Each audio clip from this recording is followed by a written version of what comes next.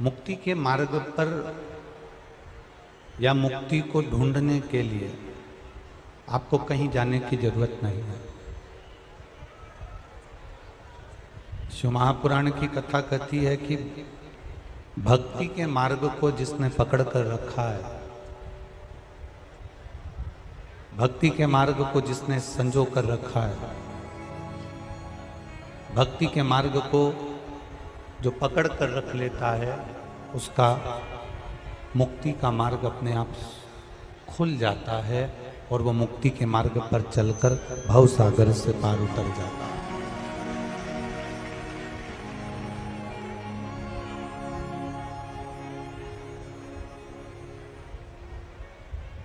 कल कथा में कहा था कर्जा मत लेना, ज्यादा लोन नहीं लेना। अगर हमें कुछ जरूरत भी पड़े तो हम देवाधिदेव महादेव की शरणागति में जाएं, हम भगवान शंकर के चरणों में जाएं, हम भगवान शंकर के पास पहुंचे। अगर हम देवाधिदेव महादेव के चरणों तक पहुंच गए तो हमारा जीवन सार्थक हो गया। कर्ज में और मर्ज में कोई साथ नहीं देता। कर्ज में और मर्ज में तुम्हारा कोई साथ देने वाला नहीं होगा। जब शरीर में कष्ट होगा, रोग होगा, बीमारी होगी, तकलीफ होगी, दुख होगा, कष्ट होगा, परेशानियां होंगी, तब कोई साथ देने वाला नहीं होगा।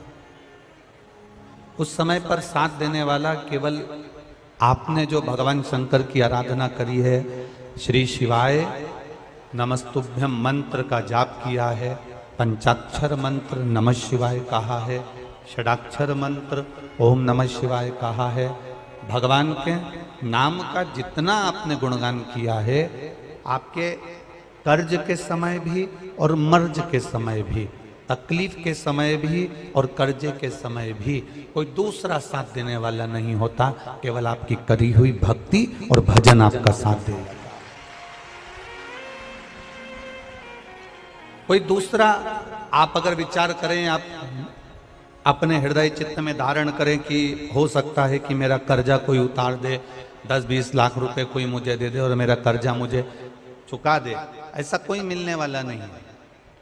तुम्हारे सगे भी जितने अपने होंगे वो भी तुमको कर्जा चुकाने के लिए कुछ देने वाले नहीं होंगे। और यहाँ जितने बैठे हैं इन्होंने बहुत बहुत धक्के खाए होंगे। ऐसा नहीं कि कथा केवल महाराज जी कह दिए और आप लोगों ने श्रवण कर लिया, आपने अपनी जिंदगी में भी उतारा होगा।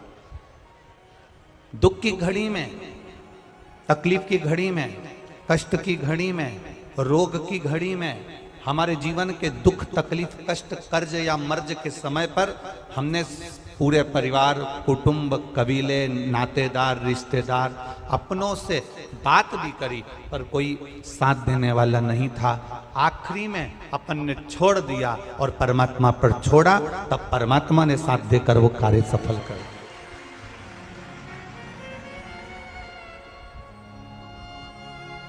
यहां जितने मिलेंगे कोई साथ देने वाला नहीं है। कर्ज में और मर्ज में साथ देने वाला अगर मिलेगा तो मेरा महाकाल बाबा, मेरा काल अधिपति, मेरा महाकालेश्वर, मेरा कुबेर भंडारी ही मिलेगा। दूसरा कोई साथ देने वाला नहीं मिल सकता।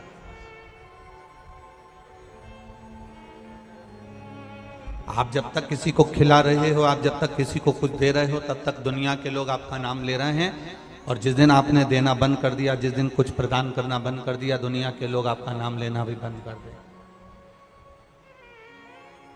अरे सब मतलब के यार हमने देख लिया संसार हमने देख लिया। झूठे नाते झूठे रिश्ते, झूठे नाते झूठे रिश्ते,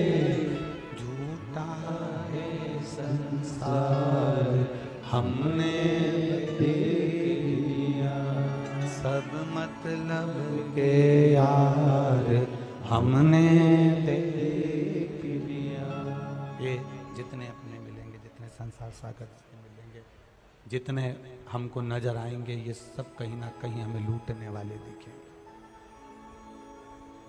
आया समय, अगर दुख की घड़ी है, तकलीफ की घड़ी है, कष्ट की घड़ी है, कहीं अगर अच्छा खासा चल रहा था, फिर काहे उसने फिर कर दिया बर्बाद। जब दुख की घड़ी आती है, कष्ट की घड़ी आती है, तकलीफ की घड़ी आती है,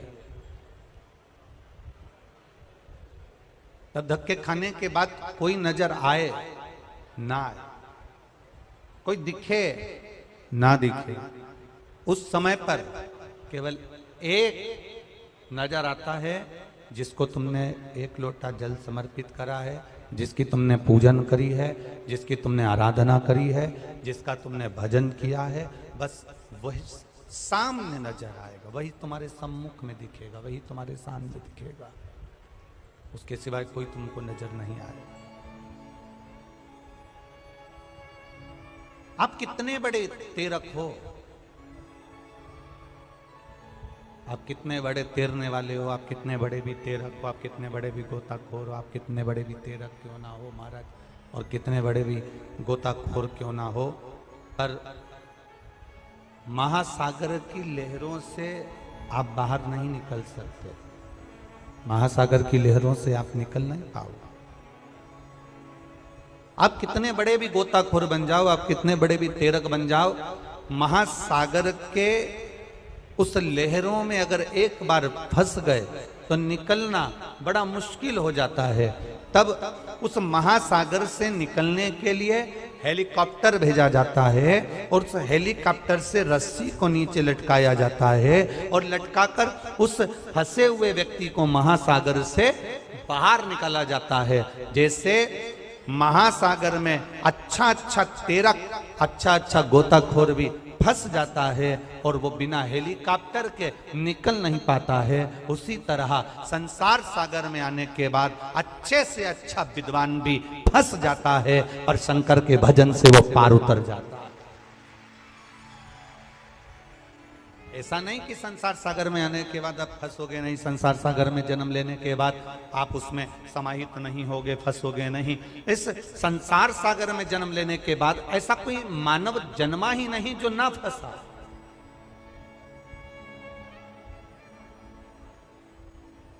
इस संसार सागर में जन्म लेने के बाद ऐसा कोई मानव है ही नहीं जो फंस ना पाया हो।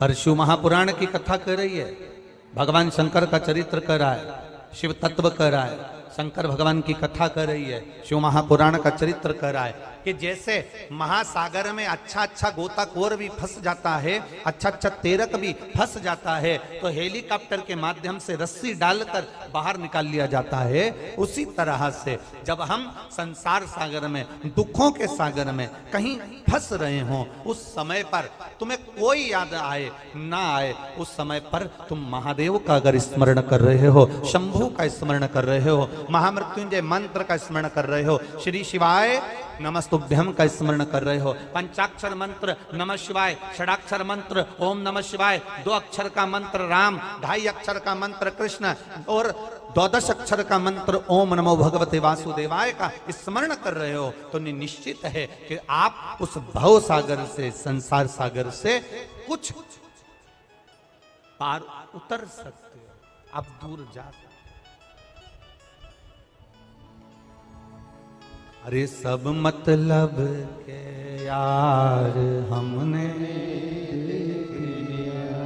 देख लिया, संसार हमने देख लिया, झूठे नाते झूठे रिश्ते, झूठे नाते झूठे रिश्ते, अरे झूठा है संसार हमने देख लिया, सब मतलब के यार हमने देख लिया। आज जितना सुख हम भोग रहे हैं। ये परमात्मा की कृपा से हमने जो पूर्व में करा होगा, इसलिए अच्छा घर मिल गया। हमने पूर्व में कुछ अच्छा करा होगा, अच्छा पति मिल गया। पूर्व में हमने कुछ अच्छा करा होगा, अच्छी पत्नी मिल गई। पूर्व में कुछ अच्छा करा होगा, अच्छे बच्चे मिल गए। पूर्व में कुछ अच्छा करा होगा तो अच्छा परिवार मिल गया। पूर्व में कोई अच्छा करा होगा तो हमारा सनातन हिंदू धर्म मिल गया। और पूर्व में कुछ अच्छा करा होगा तो शिव महापुराण की कथा में।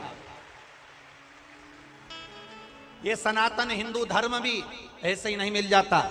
हजारों हजारों जन्म, कौटि कौटि जन्म हमारे निकल गए होंगे। स्वयं शंकर भगवान माता पार्वती से कहते हैं, पार्वती सुनो, मेरा भजन करने वाला संसार सागर में ऐसे ही जन्म नहीं लेता। मेरी कथा सुनने वाला संसार सागर में ऐसे ही जन्म नहीं लेता। मेरे मंदिर में आने वाला संसार सागर में ऐसे ही जन्म नहीं लेता। मेरा मंत्र जाप करने वाला संसार सागर में ऐसे ही जन्म नहीं लेता। सुनो पार्वती, 84 लाख योनियां जब वो काटता है, प्रत्येक योनि में मेरा स्मरण करता है, तब जाकर कुछ अच्छा करते करते सनातन हिंदू धर्म में उसका जन्म होता है। तब जाकर वो भगवान का भजन कर पाता है, तब जाकर वो शिव की स्तुति कर पाता है। और सुनो पार्वती, ऐसा कोई धर्म नहीं जिसमें शिव नहीं। सुनो पार्वती, ऐसा कोई धर्म नहीं है जिस धर्म में लोग कहते हैं हम मंदिर नहीं जाते, जिस धर्म में लोग कहते हैं हम शंकर जी को नहीं मानते, जिस धर्म में लोग कहते हैं हम मूर्ति की पूजन नहीं करते, जिस धर्म में लोग कहते हैं हम देवालय शिवालय तीर्थ नहीं जाते, हम आपके धर्म को नहीं मानते। शिव महापुराण की कथा कहती है, इनके पूर्वजों को उठाकर देख लेना, ये आज भी शंकर की पूजन करते हैं और कल भी करते रहेंगे। शिव के बिना इनकी मुक्ति नहीं है, शिव के बिना इनका मोक्ष नहीं है, शंकर के बिना इनका उद्धार नहीं है।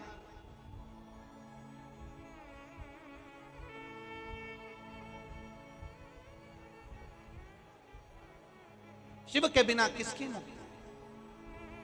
एक बार जरा ध्यान दीजिएगा, आपको अगर मान लो मरने के बाद शमशान में छोड़कर आ गए, और शमशान में छोड़कर आने के बाद में आपके साथ में कौन है? जिंदा हो जब तक तो आपके साथ में आपका पति है, पत्नी है, बच्चे हैं, दादा है, दादी है, पोता है, पोती है, कुटुंब है, कबीला है, रिश्ते हैं, नाते हैं, अड़ोसी है, पड़ोसी है, बुआ है, फूफा है, मामा है, मामी है, जीजी है, जीजा है, काका है, काकी है। ये सारे संबंध हमारे जीते जी हैं।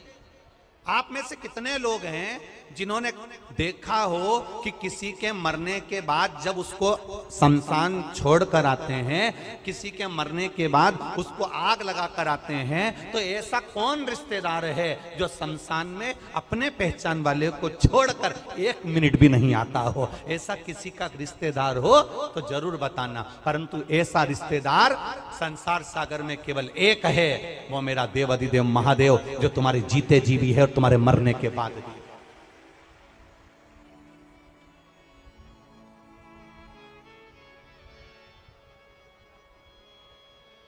जीते जी भी है और मरने के बाद। महाराज, इससे तो आगे भजन ही है साथी, भजते भजन बिन अकेला रहेगा।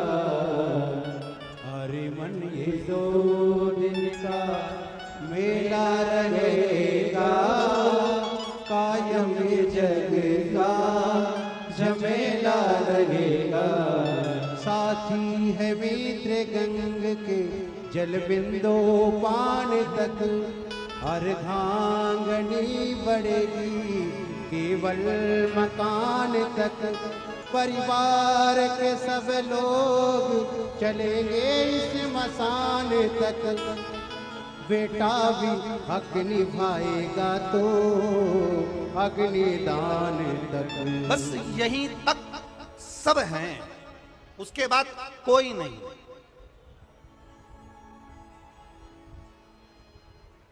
आपसे एक प्रश्न करना चाहता हूं भोपाल की इस पावन धारा पर। आज तक ये प्रश्न किसी से नहीं किया, जवाब दोगे क्या?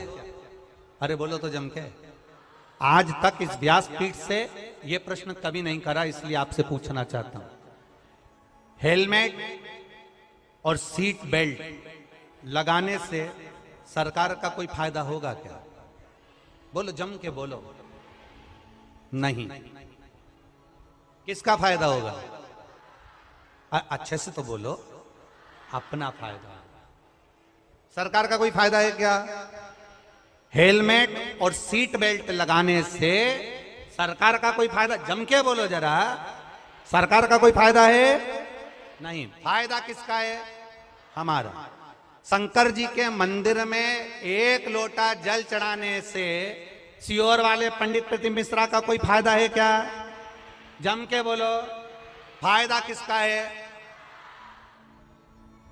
हेलमेट लगाने से, सीट बेल्ट लगाने से तुम्हारा जब एक्सीडेंट होगा तो वो सीट बेल्ट तुम्हें बचा लेगा। तुम्हारा जब एक्सीडेंट होगा हेलमेट बचा लेगा। इसमें सरकार का कोई फायदा नहीं है। मंदिर में एक लोटा जल चढ़ाने से फायदा तुम्हारा है। तुम्हारी दुख की घड़ी में मेरा महाकाल तुम्हारे साथ खड़ा होगा, सीहोर वाला महाराज नहीं। तुम्हारे जल चढ़ाने से सीहोर वाले महाराज का कोई फायदा नहीं है।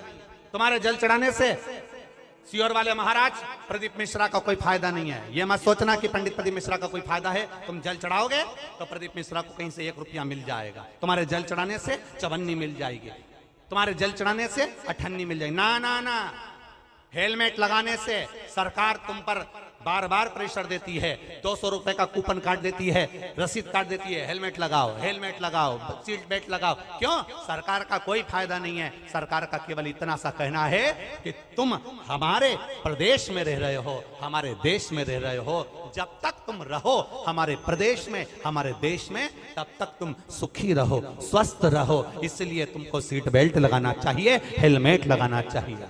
और हम भी केवल इतना सा चाहते हैं, जब तक मृत्यु लोक में रहो, तुम्हारे जीवन में अगर दुख आए तो एक लोटा जल शिव जी के मंदिर में चढ़ाते रहो। इसमें सीहोर वाले महाराज का कोई फायदा नहीं, इसमें तुम्हारा फायदा है। तुम्हारे दुख की घड़ी में कालाधिपति मेरा कुबेरेश्वर महादेव खड़ा मिलेगा, वो परमात्मा मिलेगा।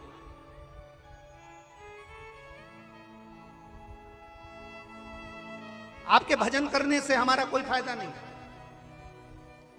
आपके स्मरण करने से हमारा कोई फायदा नहीं है। आपके भजन करने से आपका फायदा है, आपके मंदिर जाने से आपका फायदा है, शंकर जी को 1 लोटा जल चढ़ाने से आपका फायदा है, शंकर जी का पशुपति व्रत करने से आपको फायदा है। हमारा कोई लाभ नहीं है। आप तुम्हारा देखो, एक पत्र में आया, एक पत्र में किसी ने लिखा,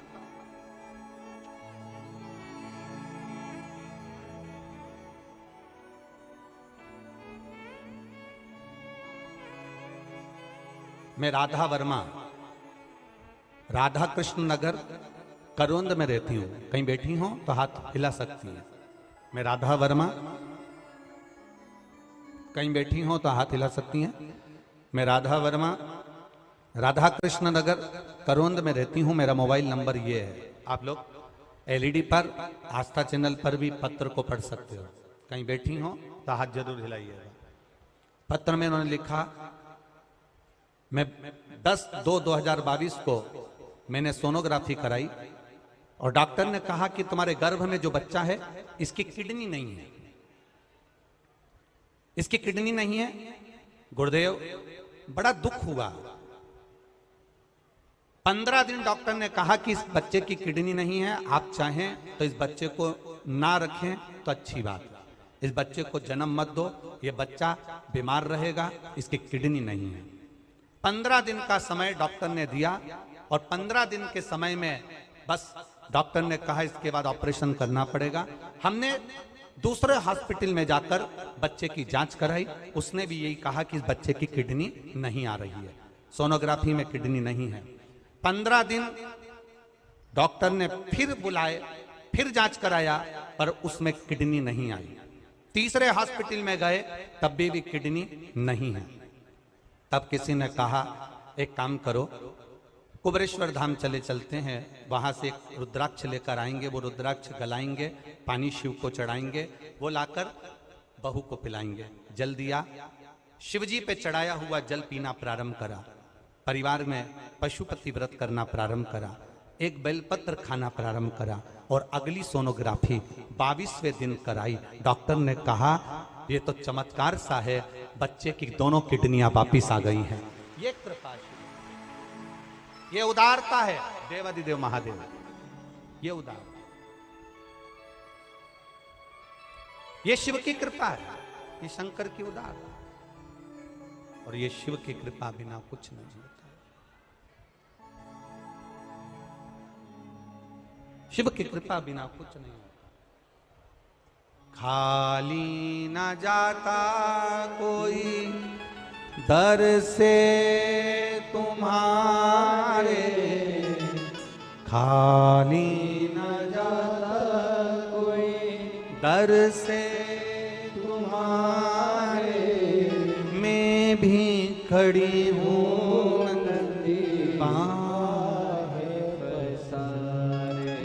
आप शिव की आराधना में लगे हो, शंकर की भक्ति में लगे हो, इसमें सियोर वाले महाराज का कोई लाभ नहीं है। आपने एक लोटा जल शंकर भगवान को चढ़ाया, विश्वास कर कर पीना प्रारंभ करा। आपने एक बेलपत्र शंकर भगवान को चढ़ाई, विश्वास कर कर खाना प्रारंभ किया। आपने शंकर भगवान के मंदिर में जाना प्रारंभ करा।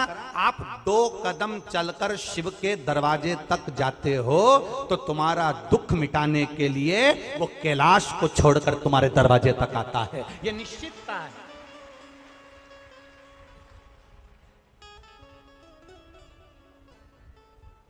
हेलमेट लगाने से, सीट बेल्ट लगाने से सरकार का कोई फायदा नहीं है, फायदा तुम्हारा है।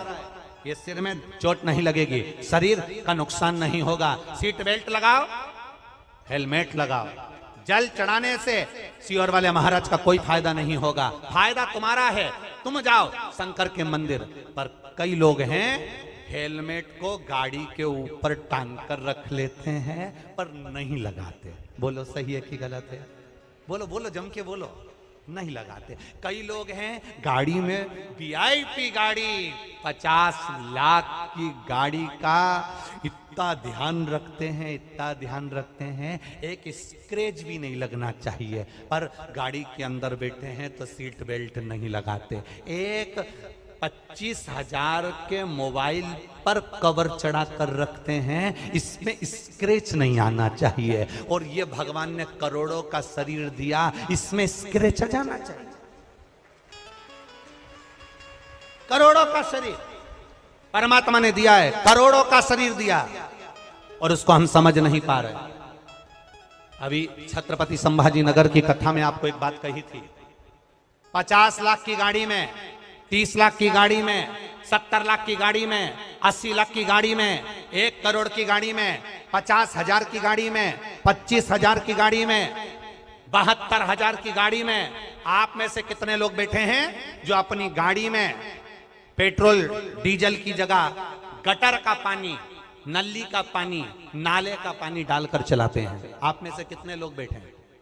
बोलो बोलो, जल्दी बोलो। कोई है ऐसा जो गटर का पानी, नाली का पानी, नल्ले का पानी गाड़ी में, 70,000 की गाड़ी, 50,000 की गाड़ी, 1 लाख की गाड़ी, कोई नहीं जो केरोसिन का तेल डालकर भी 1 लाख की गाड़ी, 1 करोड़ की गाड़ी को केरोसिन का तेल डालकर चलाता हो?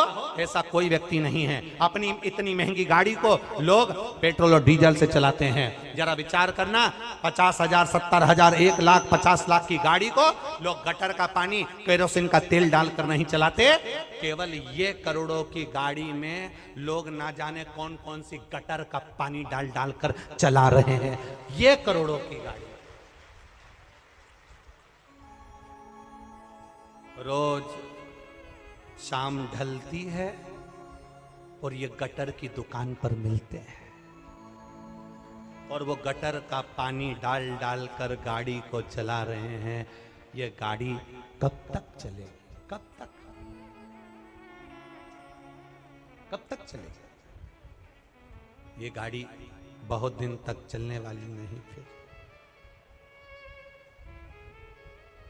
ए भाई, अच्छे से सुनना जरा, एक आंकड़ा निकलवाना। मेरा निवेदन है, एक आंकड़ा निकलवाओ सरकार से। समुद्र में डूबकर मरने वालों की संख्या कम है, बावड़ी में डूबकर मरने वालों की संख्या कम है, तालाब में डूबकर मरने वालों की संख्या कम है, कुएं में डूबकर मरने वालों की संख्या कम है, समुद्र में डूबने वालों की संख्या कम है, खड्डे में डूबकर मरने वालों की संख्या कम है, पर प्याली में डूबने वालों की संख्या ज्यादा है। जितने समुद्र में डूबकर नहीं मरे, जितने पानी में डूबकर नहीं मरे, जितने तालाब और बावड़ी में डूबकर नहीं मरे, जितने कुएं और बावड़ी में डूबकर नहीं मरे, उतने नशे में डूबकर लोग मर गए हैं।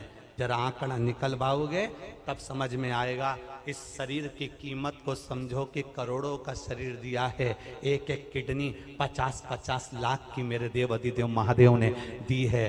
फेफड़े दिए, नेत्र दिए, श्रवण शक्ति दी, मुख दिया, हाथ दिया, पांव दिया। उसको धन्यवाद देते रहो। ये तेरी उदारता, ये तेरी कृपा है।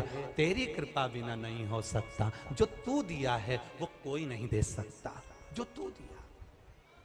आज फिर आदरणीय विश्वास भैया के यहाँ से भाभी जी आज फिर कह रही थी, गुरुदेव श्रीमती रूमा जी सारंग फिर कह रही थी, बड़े बड़े सौभाग्य हमारे, बड़े बहुत बड़ा भाग्य है हमारा जो हम इस पावन शिव महापुराण कथा के यजमान पद मिला। गुरुदेव आप कहते हो शंकर और पार्वती को यजमान का पद मिला था, ये तो शिव ने हमारे ऊपर बड़ी कृपा करी है। एक बार जोरदार ताली श्रीमती रूमा जी सारंग जी के लिए। बहुत बहुत साधुवाद है आपके विचारों को, आपके भावों को और आपके निर्मल स्वभाव को।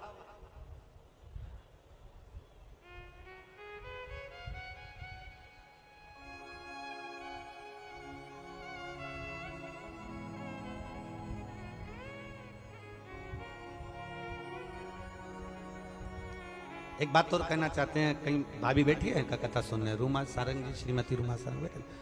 अच्छा है, ठीक। श्री शिवाय नमस्ते। एक बात और कहना चाहते हैं, कल हमने जो देखा, हम छोड़ते नहीं है कहे भी घर, बोलना होता है बोल देते हैं। कल हमने देखा, हम जा रहे थे, विश्वास भैया संग में थे, आप थोड़े पीछे रह गए, कुछ कार्यकर्ताओं ने आपको पीछे कर दिया। इस जगह पर कोई दूसरे मिनिस्टर की अगर पत्नी होती ना, 50 बार अकड़ दिखा देती, पर आपका स्वभाव, आपको नम्रता का जो भाव है, धन्यता है आपको। बहुत बहुत साधुवाद, बहुत बहुत साधुवाद। कोई होते तो कह देते, तुम मुझे जानते नहीं हो, पर आपके स्वभाववश बाबा की बड़ी कृपा है। हर हर महादेव। एक बार जोरदार ताली बजाइए। बहुत बहुत साधुवाद। हो कहीं भक्ति का बल बड़ा है, विश्वास का बल बड़ा है, भरोसे का बल बड़ा है, श्रद्धा का बल बड़ा है। अपने शरीर को पहचानो, इस शरीर में रहने वाली आत्मा को पहचानो, और आत्मा के साथ जो भजन करने वाले परमात्मा का गुणानुवाद है उसको पहचानो।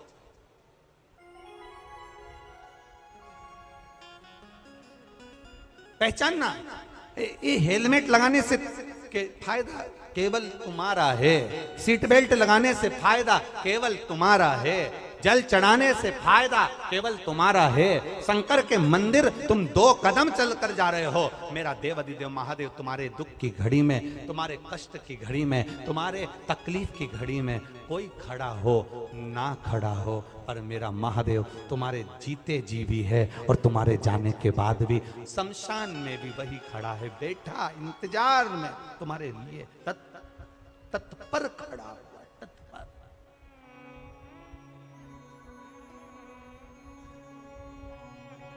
महाराज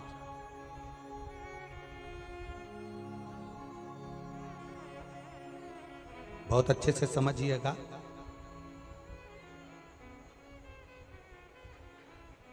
गाय को पकड़कर लेकर चलते जाओ, गाय का बछड़ा पीछे पीछे, बोलो बोलो जम के आए, बछड़े को पकड़कर लेते जाओ, गाय पीछे पीछे आएगी। बछड़े के पीछे गाय चलती है, गाय के पीछे बछड़ा चलता है, पति के पीछे पत्नी चलती है, और जल चढ़ाने वाले भक्त के पीछे मेरा भोलेनाथ चलता है। मेरा शंभु, मेरा त्रिकालदर्शी, मेरा कैलाशी, मेरा विनाशी चलता है। एक पत्र और देखिए।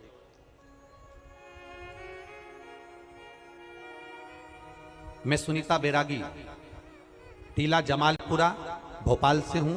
मेरा मोबाइल नंबर ये है। कहीं बैठी हैं?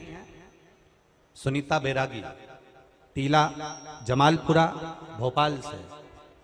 कहीं बैठी आप ही हैं? दोनों हाथ हिला दो ऐसा एक बार। हाँ, दोनों हाथ हिला दो।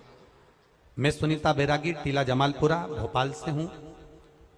आपने भजन की एक लाइन अच्छी लिखी है, अरे लुटा दिया भंडार काशी वाले ने, कर दिया माला काशी वाले। गुरुजी, पशुपति व्रत का और एक लोटे जल का क्या महत्व है, मैं क्या वर्णन करूं गुरुदेव। मेरे भोले बाबा ने क्या करा, मैं किसको बताऊं। दुनिया के लोग विश्वास करें ना करें एक लोटे जल पर मैं विश्वास करती हूं। बहुत समय से सरकारी नौकरी की तैयारी कर रहा था पुत्र, कहीं पर भी सरकारी नौकरी नहीं लग रही थी। तब उससे कहा कि एक बार पशुपति व्रत करो और शिव जी के मंदिर में एक लोटा जल चढ़ाओ, प्रतिदिन चढ़ाओ। मेरे बेटे ने कहा, माँ जल चढ़ाने से कोई नौकरी लगती है क्या? मैंने कहा, सियोर वाला महाराज कहता है, एक बार करने में क्या जाता है, नौकरी के लिए अप्लाई करो और जल चढ़ाओ। मेरे बेटे ने अप्लाई करा नौकरी के लिए, जल चढ़ाया, पढ़ाई दिल से करी, विद्या अध्ययन दिल से करा। खूब अध्ययन करने के बाद जब मेरे बेटे ने नौकरी के लिए अप्लाई करा, आज मेरे बेटे को रेलवे में स्टेशन मास्टर के पद पर चयनित किया गया है। मैं बाबा को यहाँ धोख लगाने के लिए। बधाई आपको बहन, बहुत बहुत। विराजी हर हर। शिव कृपा किसको कहते हैं, शंकर की उदारता किसको कहते हैं, शिव स्मरण किसको कहते हैं, शंकर की भक्ति किसको कहते हैं। इसमें सियोर वाले महाराज का फायदा नहीं तुम्हारे जल चढ़ाने से, बेलपत्री चढ़ाने से सियोर वाले महाराज का फायदा नहीं है, पर तुम्हारे जल चढ़ाने से, तुम्हारी बेलपत्र चढ़ाने से, तुम्हारे भजन करने से, तुम्हारा पशुपति व्रत धारण करने से फायदा तुम्हारा है। तुम दिल से शिव महापुराण की कथा सुन रहे हो। इतने सारे पंडाल, रोज पंडाल बढ़ रहे हैं, रोज पंडाल बढ़ाए जा रहे हैं। प्रतिदिन लाखों की संख्या में लोग बढ़ बढ़कर यहाँ आ रहे हैं। तुम्हारी लाखों की संख्या में आप लोग जो कथा सुनने आए हो, इतना विश्वास रख कर जाना कि खाली मेरा भोलेनाथ नहीं भेजेगा, तुम्हें भरकर भेजेगा, खाली नहीं भेजेगा।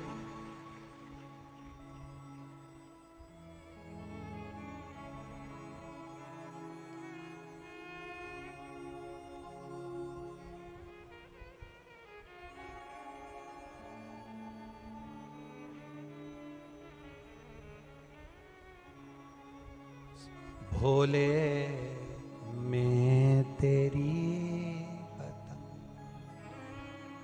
हवा विच उड़ती जावांगी, बाबा डोर हथों छड़ी ना मैं कटी जावांगी। भोले मैं तेरी पतंग, शंभो मैं तेरी पतंग हवा विच उड़ती जावांगी, छड़ी ना मैं कटी जावांगी। बाबा मैं तेरी पतंग, शंभो मैं तेरी पतंग। हमारा भाव, हम भगवान के भजन में जो समय लगा रहे हैं, भगवान के स्मरण में जो समय लगा रहे हैं, वो समय खाली नहीं जाए। पार्वती जी ने शिव जी की आराधना करी थी, माता पार्वती जी ने भगवान शंकर की आराधना करी थी।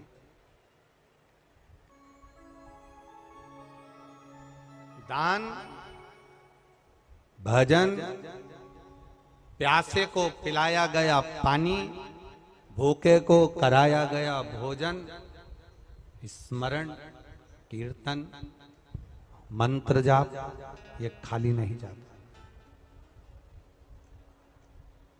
कथा सुनने बैठे हो, ये खाली नहीं जाता।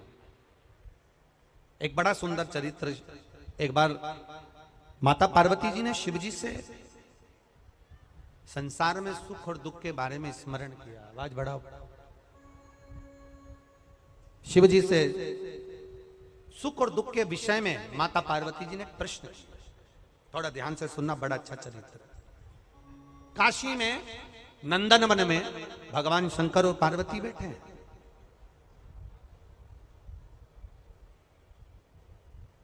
और नंदन वन में जब माता पार्वती और शिव जी बैठे थे तो पार्वती जी ने शिव जी से एक प्रश्न करा कि जीवन में सुख और दुख कितने विचित्र हैं, ये क्यों आते हैं?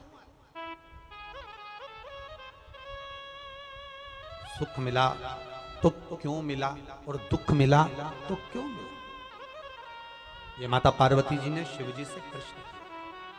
शंकर भगवान ने बड़े भाव से इस सुख दुख के चरित्र का वर्णन किया। शिव जी कहते हैं, सुनो पार्वती, मैं तुम्हें एक चरित्र सुनाता हूं। नंदनवन काशी में बैठे हैं,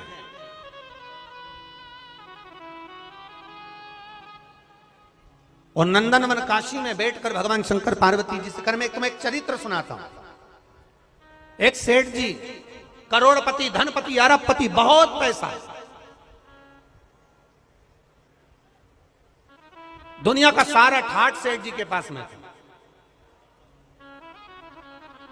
दुनिया का सारा वैभव सेठ जी के पास में था, करोड़ों का धन सेठ जी के पास में, गाड़ी बंगला सब कुछ सब दिया परमात्मा ने, बहुत दिया। पर सेठ जी कंजूस थे और उन्होंने अपनी जिंदगी में आज तक एक चवन्नी का दान नहीं किया, कभी किसी को एक गिलास पानी नहीं पिलाया। रिश्तेदार भी अगर आ जाएं तो वो पानी ना पिलाए, भोजन ना कराए, तो रिश्तेदारों ने आना भी बंद कर दिया, कोई नहीं आता, कभी दान नहीं करा। और उसके यहां का नियम था, सेठ जी के 3 बेटे, सेठ जी के तीनों बेटों में से 2 बेटों की शादी हो गई, एक बेटा कुंवारा था, सबसे छोटा वाला। छोटे बेटे की शादी होना थी, सेठ जी ने संबंध देखा और बच्चे का विवाह करा। छोटी बहू घर के अंदर आ गई। छोटी बहू आई तो घर की जो जेठानियां थी, दोनों जेठानियों ने छोटी बहू को अपने कमरे में बिठाया और बिठाकर समझाया, सुनो,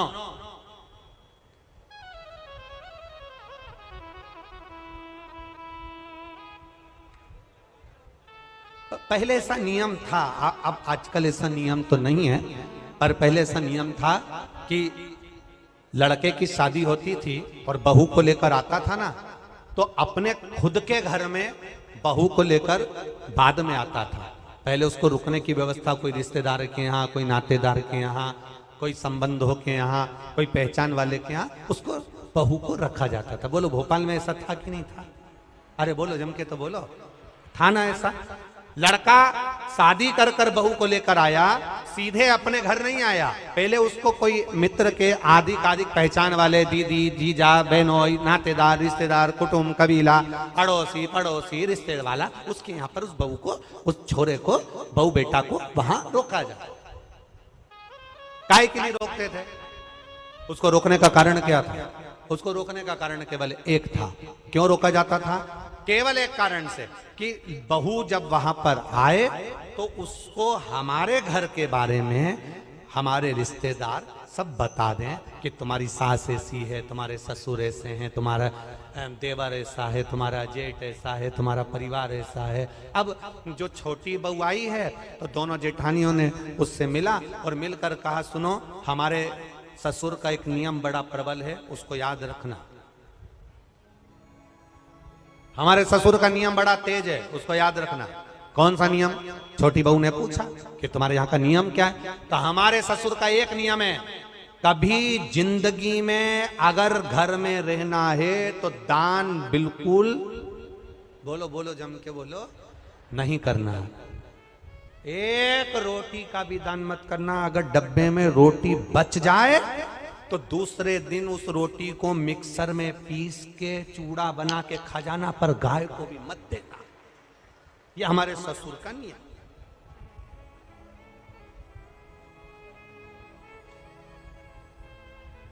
मेरा विश्वास कहता है अपने भोपाल की तो ऐसी बहू नहीं होगी और ना ऐसा कोई रिश्तेदार होगा कि रोटी गाय को भी ना दी जाए, कुत्ते को भी ना दी जाए और पक्षी को भी ना दी जाए। एक विश्वास कहता है मेरा, भरोसा कहता है मेरा, और हमारा भरोसा यह कहता है कि सनातन धर्म में ऐसा कोई व्यक्ति नहीं जो गौ माता को एक रोटी ना देता हो, सब देते हैं। सनातन धर्म में ऐसा कोई। हम दूसरे की कोई बात नहीं कर रहे, हमें हमें अपने घर से मतलब है, हमें अपने घर से। कई लोग आपको मिलेंगे, कई लोग आपको कहने आएंगे, वो दूसरे की बात करेंगे कि उन्होंने ऐसा कर दिया, उन्होंने वैसा कर दिया। हमें दूसरे धर्म से कोई मतलब नहीं। हम अपना घर देखें ना पहले। आज के समय में लोग अपना घर देख नहीं रहे, अपना सनातन धर्म देख नहीं रहे, और दूसरे धर्म से मतलब रखे तो क्या मतलब है? हमें अपने से मतलब है, अपना घर हम देखें, अपना परिवार हम देखें। कहा हमारे यहां का नियम है, एक रोटी भी गाय को ना जाए, एक रोटी भी कुत्ते को ना जाए, जरा सा भी दान नहीं करोगे। छोटी बहू से कहा नियम याद रखना।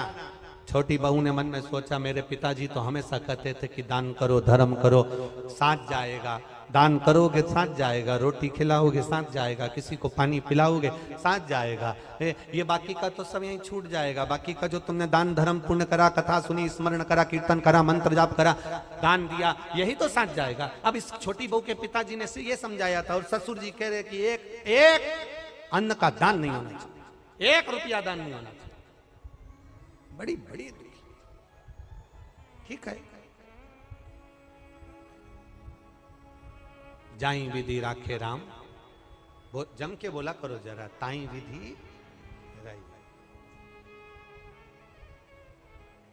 हम तुमसे बार बार इसलिए बुलवाते हैं कि तुम्हारे पास में कोई बैठी हो और वो कर रही हो, तो तुम उसके पास में बैठकर कम से कम बोल तो दो। जैसे ही बोलोगी वो भी जाग जाएगी, थोड़ी बहुत तो उठ ही जाएगी।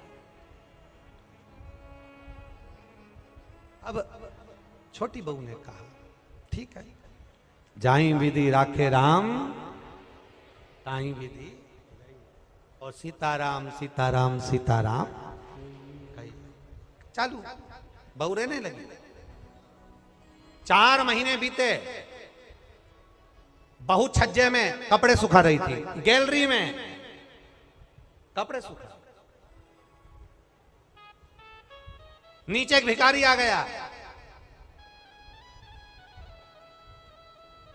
उसने आवाज लगाई, 3 जन्म से कुछ नहीं खाया है, भूखा हूं, भोजन दे दो। क्या बोला वो? कितने जन्म से? 3 जन्म से कुछ नहीं खाया है, भूखा हूं, भोजन दे दो। बहू कपड़े सुखा रही थी, उसकी आंख में आंसू भर गए। हमारा नियम है, हमारे ससुर का नियम है, दान नहीं कर सकते। अब बोलूं तो बोलूं क्या इसमें? छोटी बहू अपने पिता के संस्कारों को छोड़ ना पाई, और ऊपर कपड़े फटकते फटकते, कपड़े को जब पानी से निचोड़ते हैं, निचोड़कर सूखने डालते हैं, तो एक बार फटक देते हैं। फटकने का मतलब ये होता है कि पानी झड़ जाए से मतलब नहीं होता। फटकने का मतलब ये होता है उसमें जो सल हैं वो अच्छे हो जाए। फटका, और फटकते समय तार पर गैलरी में कपड़ा डालती डालती बोली,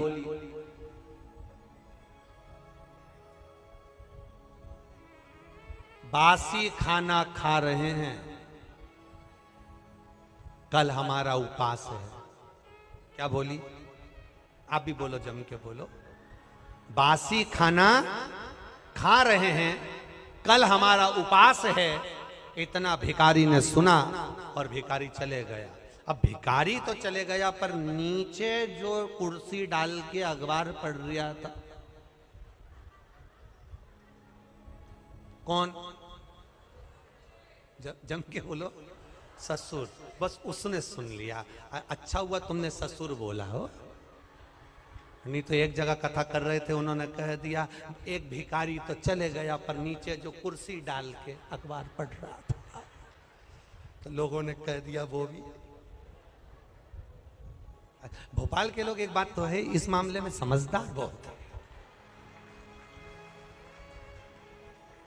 जबरदस्ती लोग भोपाली लोगों का, भोपाल के लोगों के कह देते हैं साहब माँ तो इतनी गाली बकते हैं, माँ तो ये साड़ा तेड़ा बोलते हैं, साहब माँ तो बात बात में अपशब्द कह देते हैं। हमने देखा, अभी हमको भी यहाँ पर 3 दिन हो गए, सब अच्छे से ही बोल रहे हैं, सब अच्छे। एक भी ऐसा नहीं मिला जो गड़बड़ बोला। एक भी नहीं। बड़े भाव, वो तो दुनिया के लोग हैं, कहते रहेंगे, अपन तो अपना भजन करो। भिखारी चले गया, कुर्सी डालकर अखबार पढ़ रहा था। कौन? ससुर। और अखबार पढ़ते पढ़ते उसके कानों में शब्द गया कि बहू ने कहा बासी खाना खा रहे हैं, कल हमारा उपास है। भिखारी तो गया, ससुर को क्रोध आ गया और ससुर को गुस्सा आया। बताओ, कल की आई बहू, 4 महीने नहीं हुए, इसको कौन सा बासी खाना खाने को दे दिया और कौन सा इससे उपास करवा दिया। इतना अच्छा खाना मिल रहा है, रोज ताजा खाना खा रही है, अच्छे से रह रही है, इसका पति कमा रहा है और हम उपास करा रहे हैं। ससुर को क्रोध आया, उसने दोनों बहुओं को बुलाया। बड़ी बहुओं को बुलाकर कहा अब इस बहू को मैं अपने घर में नहीं रख सकता, क्योंकि इसने मेरी बदनामी कर दी एक भिखारी के सामने। मेरी बदनामी कर दी है भिखारी के सामने।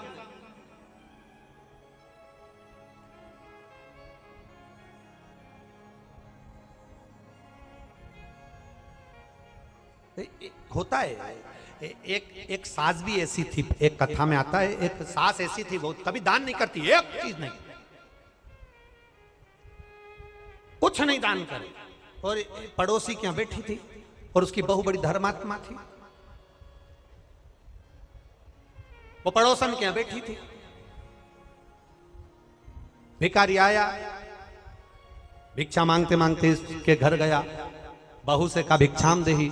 बहू ने तुरंत उठाकर एक कटोरी आटा भरकर उसको दे दिया। अब ये भिक्षा मांगते मांगते पड़ोसन के यहाँ गया, ये भी वहीं होटले पे बैठी थी सास भी। इतने में तुरंत सास ने वहां पर आवाज लगाया, भिक्षुक ने, माता भिक्षाम देही। तो पड़ोसन ने भी उसको भगा दिया। तो इसने जो यहाँ बैठी थी पड़ोसन, इसने पूछा क्यों, वो तीसरे नंबर के घर पर गए थे क्या? हाँ। कुछ दिया क्या? हाँ। क्या दिया? 1 कटोरी आटा। इसमें इतने में भिखारी का हाथ पकड़कर बोड़िया लेकर अपने घर गई और बहू को बुलाया। बहू, ए बहू। बहू आई। क्या है मां? तूने भिखारी को 1 कटोरी आटा दिया? हाँ। किससे पूछ के दिया? किसी से नहीं, अपना घर है, दान करना चाहिए। इतने में सास को गुस्सा आया और भिखारी से कहा, भिक्षुक से कहा तुमने मेरे घर से आटा लिया? हाँ। वापिस दो।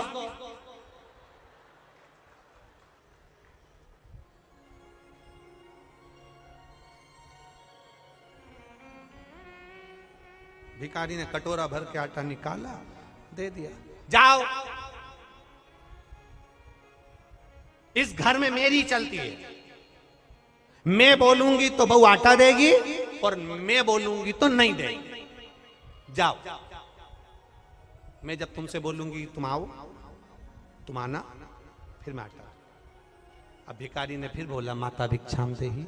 सास ने कहा कटोरी भर के आटा दो।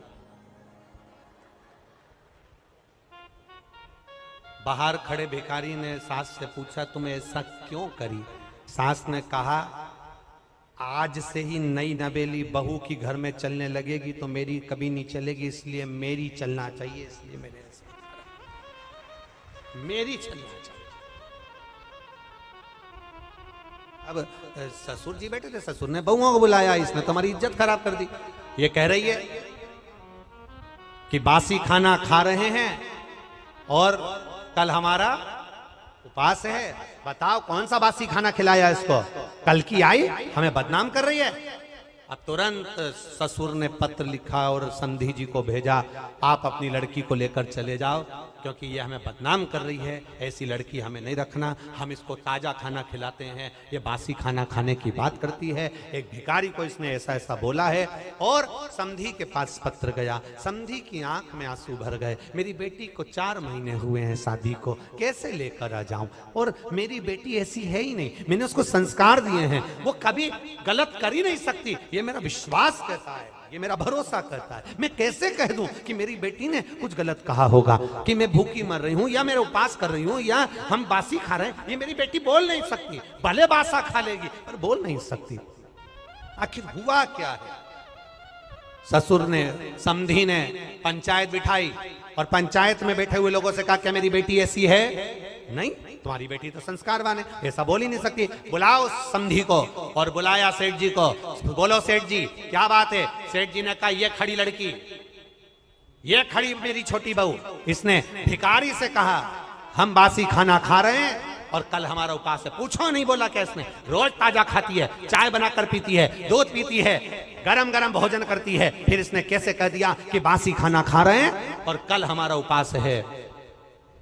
इतने में पंचायत ने बेटी से पूछा, बेटी बता कि बासी खाना खा रहे हैं, कल हमारा उपास है, तूने भिखारी से ऐसा क्यों कह दिया? बेटी कहती है मेरे पापा कहते थे ये जो मकान दिख रहा है, जो ये दुकान दिख रही है, जो ये गाड़ी दिख रही है, ये हमने पूर्व में करा होगा, बासी है, पुराना करा था तो आज मिल गया, और अगर आज नहीं करेंगे तो कल भूखे मरना पड़ेगा, इसलिए उपास करना पड़ेगा। ये बासी है, 50 लाख की गाड़ी में घूम रहे हो, समझ लेना पूर्व का हमारा पुण्य है। अच्छा भोजन कर रहे हो, समझ लेना पूर्व का हमारा पुण्य है। खूब धन है तुम्हारे पास में, समझ लेना पूर्व का हमारा पुण्य है। आज अपना राशि ठाठ है, ये पूर्व का पुण्य है। हमने पूर्व में कुछ अच्छा करा होगा, बासी खाना खा रहे हैं, पूर्व का करा था, आज हमें सुख मिल रहा है। और अगर आज हम दोनों हाथों से नहीं करेंगे तो कल 3 बत्ती चौराहे पर कटोरा लेकर भीख मांगते हुए भूखे मिलेंगे। पूर्व का कर्म है हमारा।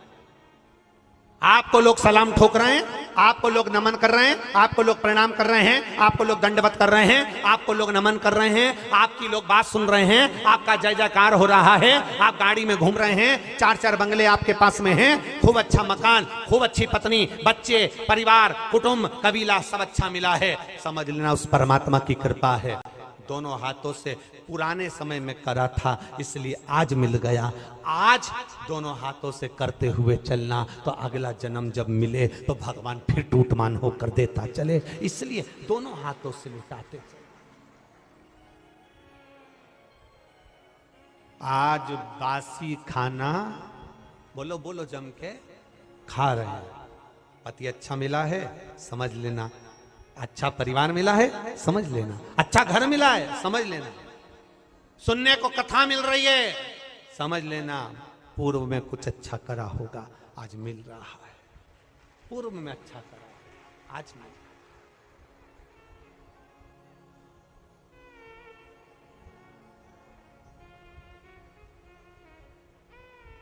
क्या ये शिव महापुराण की कथा भोपाल में पहले नहीं हो सकती थी? बोलो बोलो जम के। पर ललाट पर तो लिखा होना चाहिए कि किसके माध्यम से होगी और कौन करवाएगा।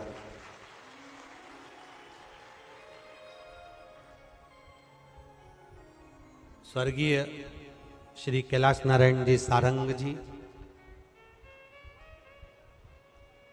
जिनका पुण्य इतना प्रबल होगा, कहीं मां नर्मदा के तट पर रहे और मां नर्मदा जी की गोद में रहकर ना जाने कितने लोगों को, नर्मदा परिक्रमा करने वालों को, सदाव्रतियों को कुछ अन्न का दान किया होगा, कुछ पुण्य का कार्य किया होगा। तब नर्मदा जी ने सुनकर ये शिव महापुराण की कथा उनके कुल में करा दी। कुल में। और मैं साधुवाद दूंगा, धन्य है ऐसे माता पिता, स्वर्गीय श्री कैलाश नारायण जी सारंग जी, श्रीमती प्रसून जी सारंग जी, धन्य है जिन्होंने ऐसे बेटे को जन्म दिया, जिस बेटे ने ये पावन शिव महापुराण की कथा को कराकर संपूर्ण राष्ट्र का उत्थान करवाया। धन्य, कुल धन्य, परिवार धन्य। सहज नहीं, ये पूर्व का हमें जो मिला है उसका हम सदुपयोग करते चले। बहुत ध्यान देना महाराज, बहुत ध्यान देना।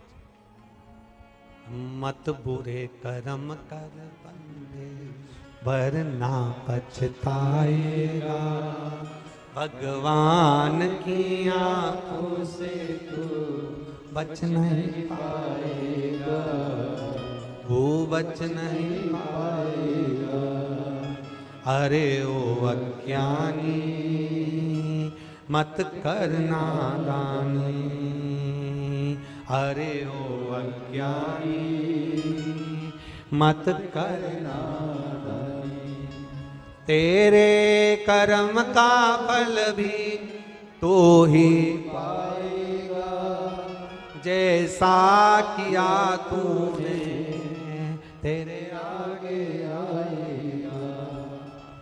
मत बुरे कर्म कर बंदे वरना पछताएगा, भगवान की आंखों से तू बच नहीं पाएगा, तू बच नहीं पाएगा। अरे ओ अज्ञानी मत करना दानी। हम अच्छा कर्म करेंगे मिलेगा, हम अच्छा पुण्य करेंगे मिलेगा, हम अच्छा भजन करेंगे मिलेगा। एक बच्ची ने लिखा पत्र, मुझे डॉक्टर ने बोल दिया था तुम्हारी जिंदगी में तुम्हारे यहां कभी संतान नहीं होगी। ये पत्र देखिए।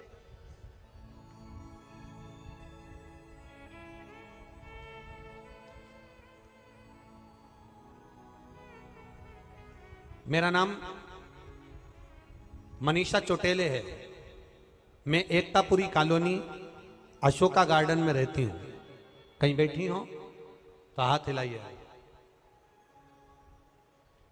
कहीं पर बैठी हो तो हाथ हिला सकती हैं। मेरा नाम मनीषा चोटेले है। मैं एकतापुरी कॉलोनी अशोका गार्डन में रहती हूं। कहीं बैठी हो तो हाथ हिला सकती हैं। अशोका गार्डन में रहती हूं। मैं बाबा की कृपा का क्या बखान करूं महादेव, पर मेरा पूरा भरोसा हो गया गुरुदेव, बड़ी कृपा। मेरी बहन करिश्मा की शादी को 5 साल हो गए थे, संतान का सुख नहीं। जितने डॉक्टरों को दिखाया सभी डॉक्टरों ने बताया कि आपको संतान का सुख नहीं हो सकता, क्योंकि आप में कुछ प्रॉब्लम है जिसके कारण बस संतान का सुख नहीं होगा। सारे ट्रीटमेंट करवाए, संतान का सुख नहीं हुआ। टेस्ट बेबी करवाया, संतान का सुख नहीं हुआ। जब टेस्ट बेबी करवाने के बाद भी संतान का सुख नहीं हुआ, तब आखिरी में हार कर बैठ गए। हमारे किसी परिचित ने कहा, एक छोटी सी क्लिपिंग व्हाट्सएप पर भेजी जिसमें शिव महापुराण की कथा आपकी आई, वो देखना चालू करी। हमने हमारी बहन को भेजा। बहन ने पशुपति व्रत निकाला, सफेद आंकड़े की जड़ का प्रयोग करा, शंकर जी को लोटा भर जल चढ़ाकर पीना चालू करा और बाबा की कृपा से उसका गर्भ ठहर गया। 17 जनवरी 2023 को मेरी बहन के यहाँ संतान की प्राप्ति हो गई, जिसका मैं फोटो लगा रही हूं। यह शिव तत्व है, यो घड़ी है। उसकी कृपा, उसकी दया, उसकी उदारता कम नहीं होती।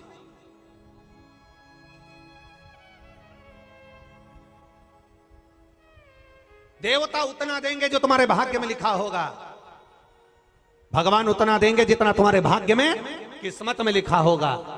पर मेरा महादेव सबसे हट कर देता है। तुम्हारे भाग्य में अगर दुख लिखा है तो उसको जल चढ़ाते हो शंकर भगवान पर। तुम जल चढ़ाते हो, जैसे जल चढ़ाते चढ़ाते पहले कोई चंदन लगाकर गया और जल चढ़ाते चढ़ाते चंदन धुल जाता है, जैसे जल चढ़ाते चढ़ाते भगवान पर अबीर गुलाल धुल जाता है, जल चढ़ाते चढ़ाते भगवान पर लगाया हुआ जो कंकु आदिक है, हल्दी है, वो धुल जाता है। जैसे जैसे रोज रोज शंकर भगवान पर जल चढ़ाते जाते हो, प्रतिदिन 1 लोटा जल चढ़ाते जाते हो, वैसे वैसे हमारी किस्मत में लिखा हुआ दुख भी मिट जाता है। हमारे भाग्य में लिखा हुआ दुख कट जाता है। जल चढ़ाओ महादेव को, दुख कटे अपना। शिव जी से भाव के साथ कहा हुआ वो सुनता, उसकी कृपा। पार्वती जी शिव जी से कहती हैं। एक बार देवादिदेव महादेव आनंद के साथ में विराजमान थे। पार्वती जी उनके नजदीक में आकर बैठ गई। और मां पार्वती जब नजदीक में आकर बैठी तो पार्वती जी ने भगवान शंकर से कहा कि तारकासुर के संहार के लिए षडानंद कार्तिकेय का प्रागट्य हुआ है और तारकासुर मरेगा। पर तारकासुर तो आपका भजन करने वाला है। पहले भी कथा में कहा, आज फिर कहते हैं, शंकर भगवान का कोई दुश्मन नहीं है। 33 कोटि देवी देवता में केवल एक देवाधिदेव महादेव ऐसे हैं जिनका कोई दुश्मन नहीं।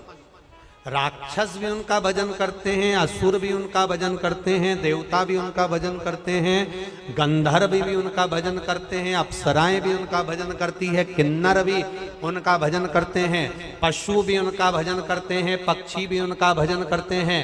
संसार में रहने वाला प्रत्येक जलचर थलचर वायुचर जीव सब उनका भजन करते हैं। इसलिए उसका नाम पशुपति नाथ है, सब भजन करते हैं। इसलिए शंकर का कोई दुश्मन नहीं, मेरे देव अधिदेव महादेव का कोई दुश्मन, कोई दुश्मन।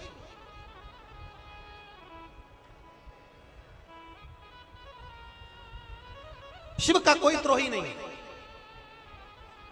जो उसके दरवाजे पर आया उसने भर पल्ला झाड़ के नहीं, छप्पर फाड़ के। शिव की करुणा हो। किसी को 22 साल, किसी को 20 साल, ये आपका विश्वास।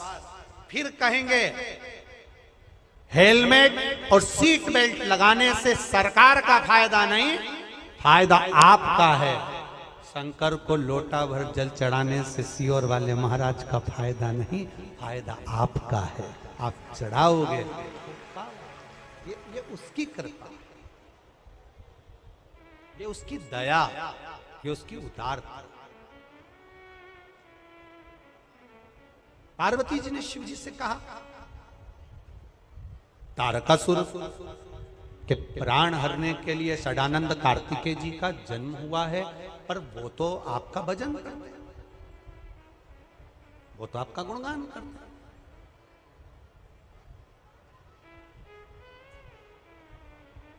अब जब वो आपका भजन करते हैं तो फिर तारकासुर का संहार क्यों? शिव जी ने कहा, सुनो पार्वती,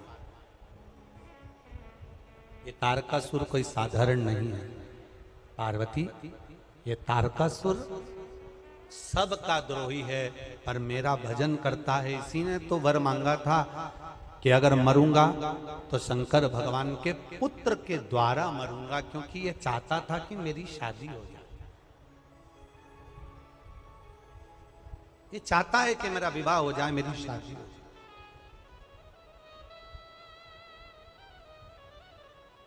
जो आपके लिए अच्छा चाहता है वो दुनिया में आपको हमेशा अच्छा ही लगेगा। जो आपके लिए अच्छा चाहता है वो आपको हमेशा अच्छा लगेगा। जिसके भीतर आपके प्रति अच्छा एनर्जी है, बल है, जिसके प्रति आपके हृदय में दूसरे के हृदय में जिसके प्रति एक दूसरे के प्रति भाव होता है, वो कभी गलत नहीं हो सकता। तारकासुर मरेगा जरूर, क्योंकि ये देवताओं का द्रोह। शिव का कोई दुश्मन नहीं है, शंकर भगवान का कोई द्रोही नहीं है। कई लोग कथा में कह देते हैं भस्मासुर शंकर भगवान को भस्म करना चाहता था। अरे भस्मासुर था कौन? कौन था? शंकर का उपासक, शिव का भक्त। एक बार भस्मासुर ने सुन लिया था शंकर भगवान को काय से प्रसन्न करना चाहिए, तो किसी ने कह दिया शंकर भगवान पे भस्म चढ़ाओ, शिव जी प्रसन्न हो जाते हैं।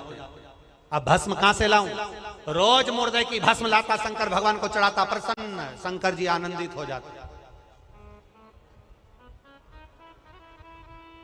अब एक बार मुर्दे की भस्म ढूंढने के लिए गया, कोई मुर्दा ही जलता हुआ नहीं मिला, तो टेंशन में आ गया कि मुर्दा ही नहीं मिल रहा जलता हुआ। उस भस्मासुर ने चिता लगाई और अपनी पत्नी से कहा, एक काम करता हूं, मैं खुद जलकर भस्म हो जाता हूं, मेरे महादेव को मेरी भस्म चढ़ा देना। पत्नी पति से कहती है तुम काय को जलकर भस्म होते हो?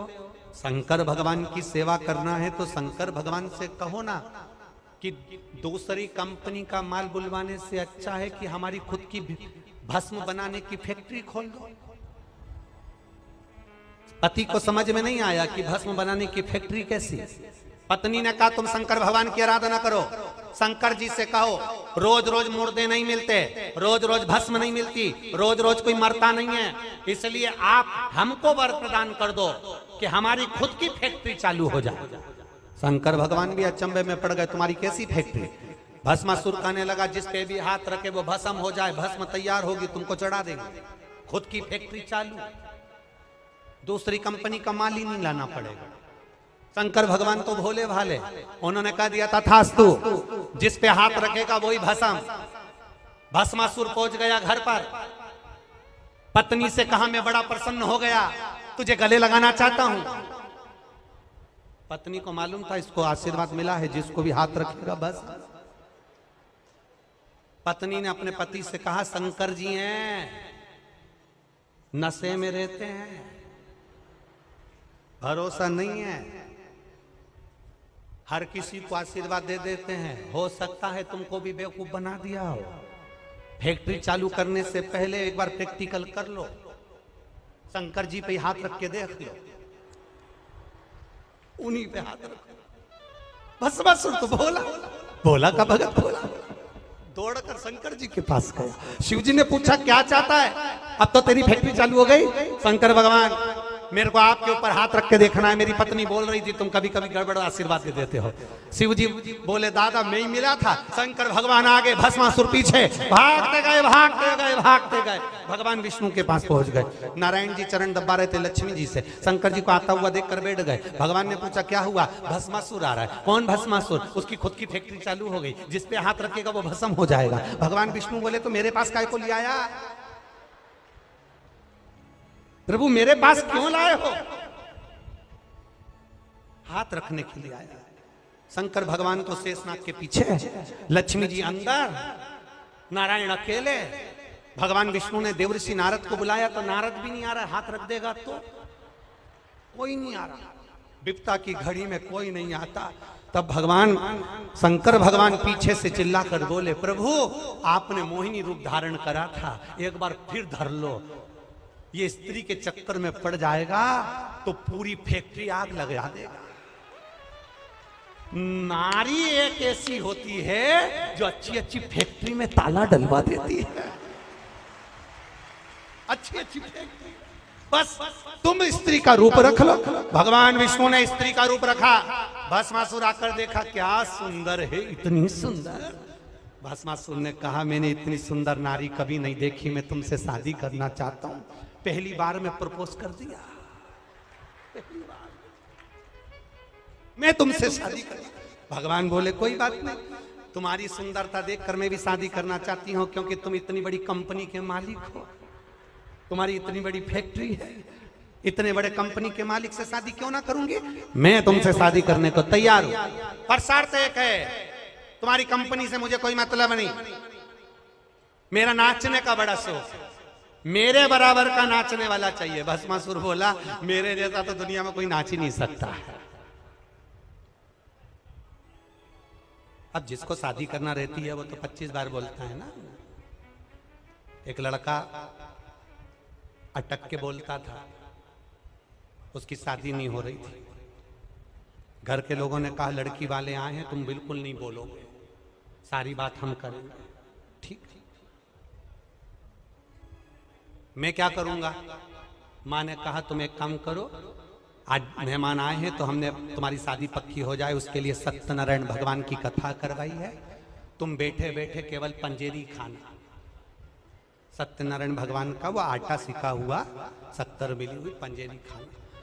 कोई बोलेगा भी नहीं क्योंकि तुम खाने में लगोगे तो कोई पूछेगा भी नहीं। ठीक, अब ये पंजेरी खाने में लगा था, मुंह में भरी थी पंजेरी, इतने में एक ने तो पीछा ही पकड़ लिया। साहब आपका नाम क्या?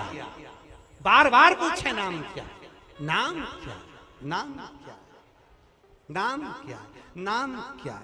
अब ये अटक के तो बोलता था तो ये चालू हो गया, बोल चल।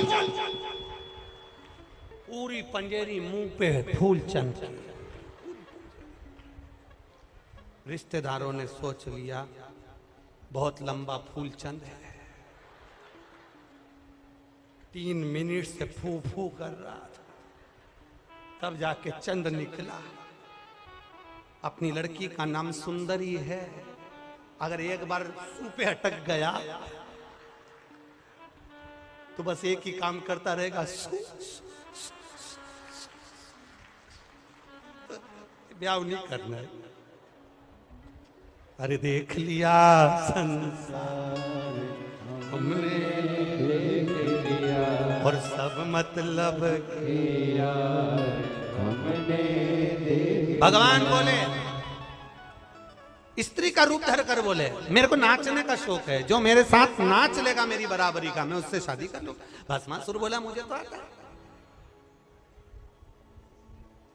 भस्मासुर बोला मुझे आता है। अब जिसको शादी करना है, जिसको नौकरी चाहिए, नौकरी वाला व्यक्ति एक जगह एक लड़का कंपनी में गया, कंपनी के मालिक ने पूछा तुम्हें गाड़ी चलाना आती है? 2 व्हीलर आती है।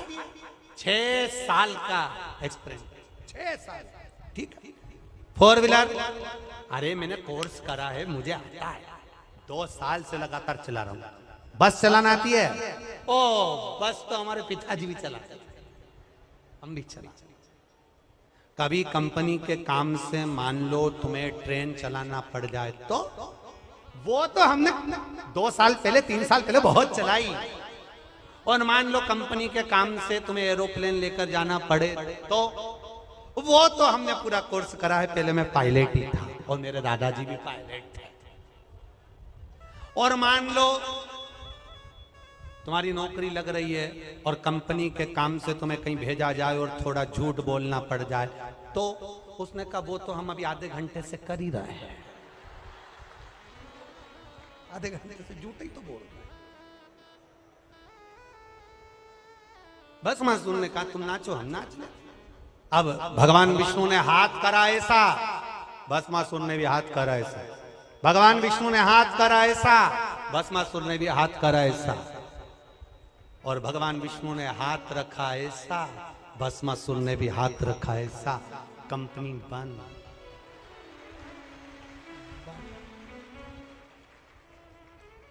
इसलिए निवेदन है, खुद की धर्म पत्नी अगर घर में है तो उसका सम्मान करो। वो 4 कंपनियां ज्यादा खुलवा देगी और दूसरी पत्नी पर, दूसरे की पत्नी पर निगाह गई तो वो तुम्हारी सारी कंपनी बंद करवा देगी।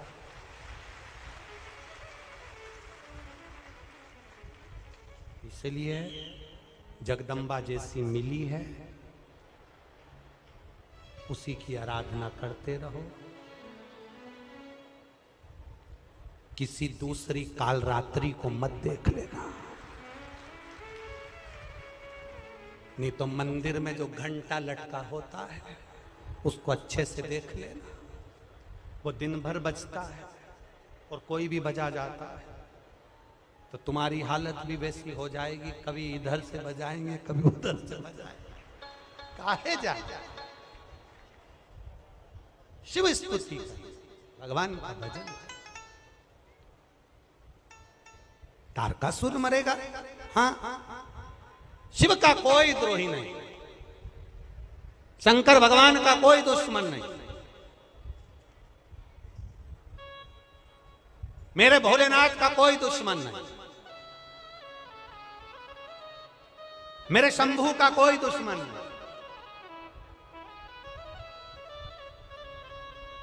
बस सबके दुश्मन होंगे पर मेरे शंकर का कोई दुश्मन नहीं होता। उसको पशुओं का नाथ भी कहते हैं, इसलिए उसका नाम पशुपति नाथ है। उसको पशुओं का नाथ भी कहते हैं।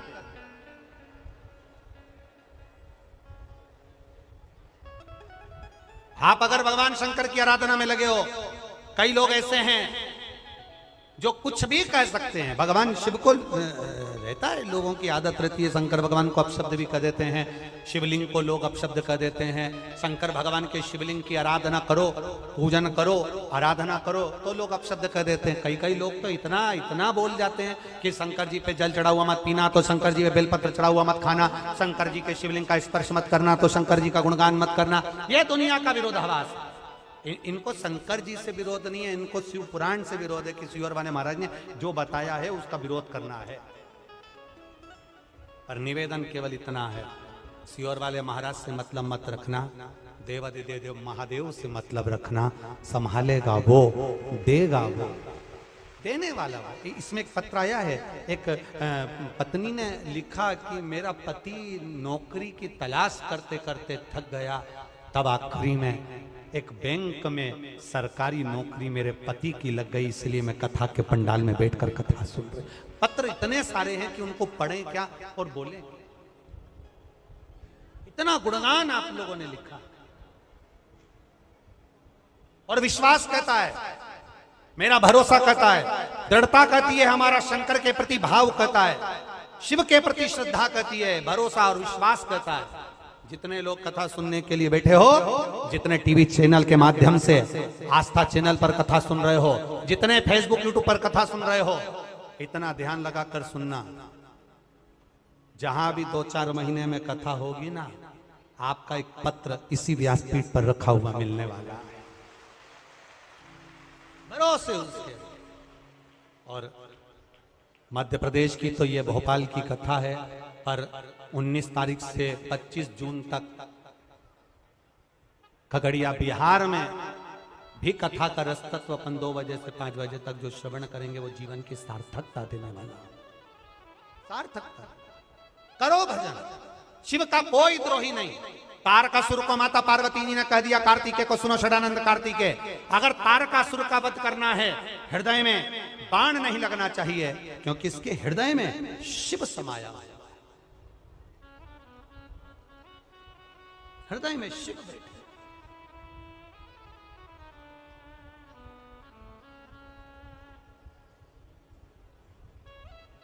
और महाराज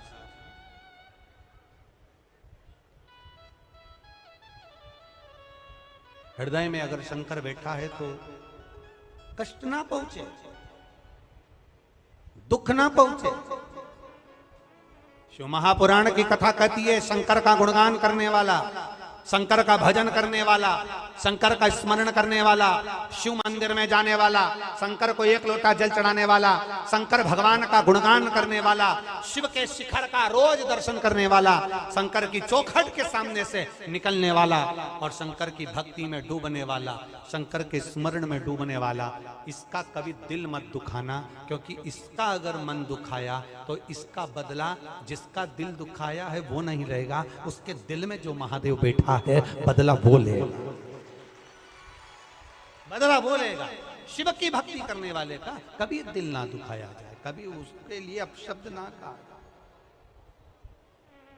कहे, कहने वाले जो कहे कहने दो, बोलने वाले जो बोले बोलने दो।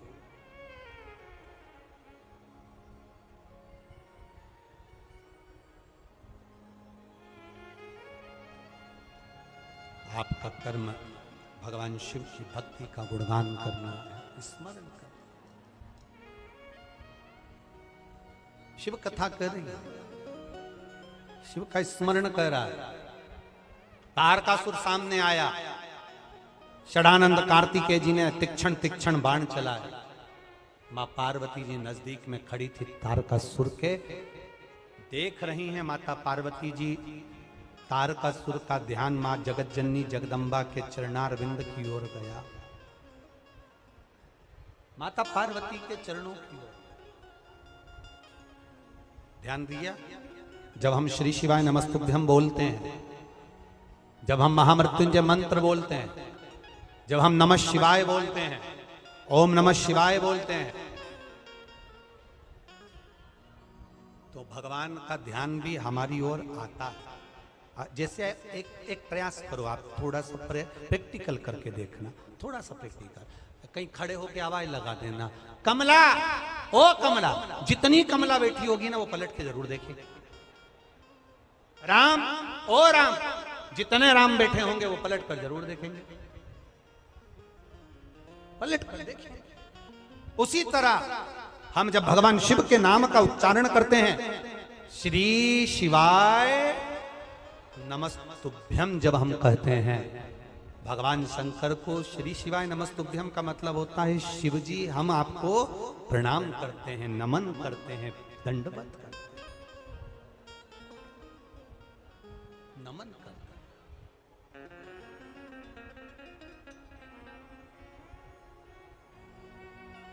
प्रणाम करते हैं, नमन करते हैं। जब हम बार बार देवादिदेव महादेव को पुकारते हैं, जब हम बार बार भगवान शंकर का गुणगान करते हैं, जब हम बार बार भगवान शिव का नाम लेकर पुकारते हैं, वो बैठा हुआ देखता जरूर है, दृष्टि पड़ती जरूर है। और ध्यान देना, माता, पिता, गुरु, शिक्षक और परमात्मा, इनकी दृष्टि में रहोगे तो तुम्हारी जिंदगी सार्थक होती चली जाएगी, कभी खड्डे में नहीं जाएगी। माता, पिता, गुरु, शिक्षक और परमात्मा की दृष्टि में अगर रहोगे तो भटकोगे नहीं, तुम्हारा मार्ग प्रशस्त रहे, तुम्हारा मार्ग सहज रहे। आप जब जब पुकारते हो, एक बार दिल से आप सब बैठकर भाव से फिर पुकारो, श्री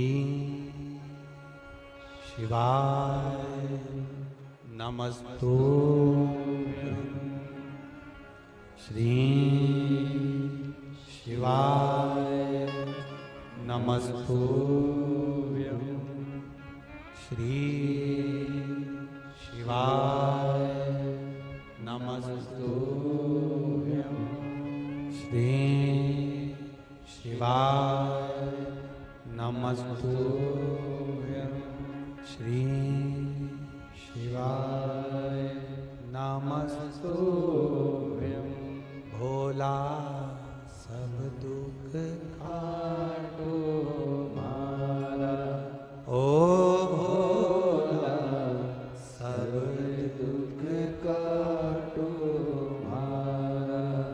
शिव शंकर जपो तेरी माला, भोले बाबा जपो तेरी माला, भोला सब दुख काटो मारा, ओ भोला सब दुख काटो मारा। वेश मंगलकारी, वेश मंगलकारी, शमशान वासी हमारा, शमशान वासी हमारा, भोला सब दुख काटो मारा, ओ भोला सब दुख काटो मारा। तारकासुर माँ पार्वती जी को देख रहे हैं, उनके चरणारविंद देख रहे हैं। माँ जगतजननी के चेहरे पर मुस्कान है। सदानंद कार्तिकेय को माँ ने इशारा करा, मारो इस तारकासुर को, पर हृदय में नहीं। बाण छोड़ा गया, तारकासुर के प्राण चले गए। शंकर भगवान तारकासुर के जाने पर शंकर भगवान ने गंगा जल की धार तारकासुर के ऊपर चढ़ाई। स्वयं शिव ने, शिव की आराधना में लीन रहता है। समय मिले, जीवन मिले, मनुष्य की देह मिली है, शंकर भगवान की ना कभी निंदा करना, ना शंकर भगवान की कभी निंदा सुनना। शंकर का कोई गुणगान करने वाला मिले, शंकर का कोई भजन करने वाला मिले, शंकर की भक्ति में कोई डुबाने वाला मिले तो उसकी भी निंदा ना सुनना ना करना। बन सके शिव का गुणगान करना, बन सके कोई कष्ट में हो तो एक बार जरूर कह देना कि अगर ज्यादा तकलीफ है कहीं मत जाओ, किसी बाबा जोगी के चक्कर में मत पड़ना, आड़े तेड़े के चक्कर में मत पड़ना। कोई तुमसे कह दे मैं चुटकी भर में तुम्हारे दुख मिटा दूंगा, समझ लेना वो खुद ही अंदर से बहुत दुखी है, दूसरे का दुख क्या मिटाएगा। दुख तो मेरा महादेव उसके ऊपर जल चढ़ाने से मिटा दे। किसी के चक्कर में कोई कहे तुमसे, कितना ही कहे, नहीं,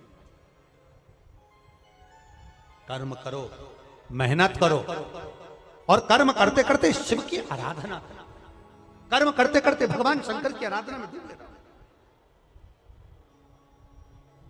आज कर्म नहीं करें, ये आदरणीय विश्वास भैया सारंग जी के इतने सारे कार्यकर्ता जो उनके साथ के हैं, ये मेहनत नहीं करें, कर्म नहीं करें तो इतना बड़ा आयोजन हो सकता है क्या? ये कार्यकर्ताओं की मेहनत का बल है जो इतना कार्यक्रम को सफलता की ओर जा रहा है। ये कार्यकर्ताओं की मेहनत है और इनकी मेहनत लगन आज की नहीं, जब से कथा ली तब से निरंतर थोड़ा थोड़ा थोड़ा थोड़ा थोड़ा थोड़ा मेहनत का कर्म चल, मेहनत की लगन का भाव। और ये आप ही की तो लगन है, आप ही की तो मेहनत है, जो इतनी लाखों की संख्या में आप लोग पधारे हो ना, ये आपकी मेहनत का फल, मेहनत है। और पसीना उसके दरवाजे पर जाने में लगाया है तुमने, पसीना उसके कथा सुनने जाने में बहाया है तुमने, तो वो तुम्हारे पसीने को खाली नहीं जाने देगा, वो भी तो तुम्हारे दरवाजे पर आएगा, खाली नहीं जाने। तारकासुर चले गए, समाप्त। और तारकासुर गया, प्राण छूटे। तारकासुर के 3 बेटे तारकाक्ष, विदुम्माली, कमलाक्ष की, तीनों ने उपद्रव करा। शिव जी से प्रार्थना करने की जगह ब्रह्मा जी से प्रार्थना करी और ब्रह्मा जी से वर मांगा कि हम तीनों भाई के प्राण कभी ना छूटे। ब्रह्मा जी ने कहा ऐसा कभी नहीं हो सकता कि प्राण ना छूटे, हाँ आप और कोई वर मांग लो। तीनों भाइयों ने वर मांगा, तारकाक्ष, विदुम्माली, कमलाक्ष ने वर मांगा, अगर हम मरे तो एक साथ मरे। और 3 अलग अलग पुरी का निर्माण करवाया, 3 अलग अलग नगर बसाए जहां के राजा बनकर विराजमान हुए। 3 पुरी का निर्माण हुआ जहां पर विराजित हुए। भगवान शंकर से प्रार्थना करी, शिव जी पशुपति नाथ बन गए, देवताओं को पशु बना लिया, सबको लेकर दौड़े और सबको एक जगह पर इकट्ठा करा। तारकाक्ष, विदुम्माली, कमलाक्ष की तीनों एकत्रित हुए, तीनों का संहार करा। शंकर भगवान पर कमलाक्ष की, तारकाक्ष, विदुम्माली ने फरसे का प्रहार करा, शिव जी का शीश कटा, नेपाल में गिरा। धड़ केदारेश्वर महादेव बन गया, जो शीश नेपाल में गिरा वो डोलेश्वर पशुपति नाथ बन गया। भगवान शंकर का एक नाम प्रसिद्ध हो गया। बोल पशुपतिनाथ भगवान की।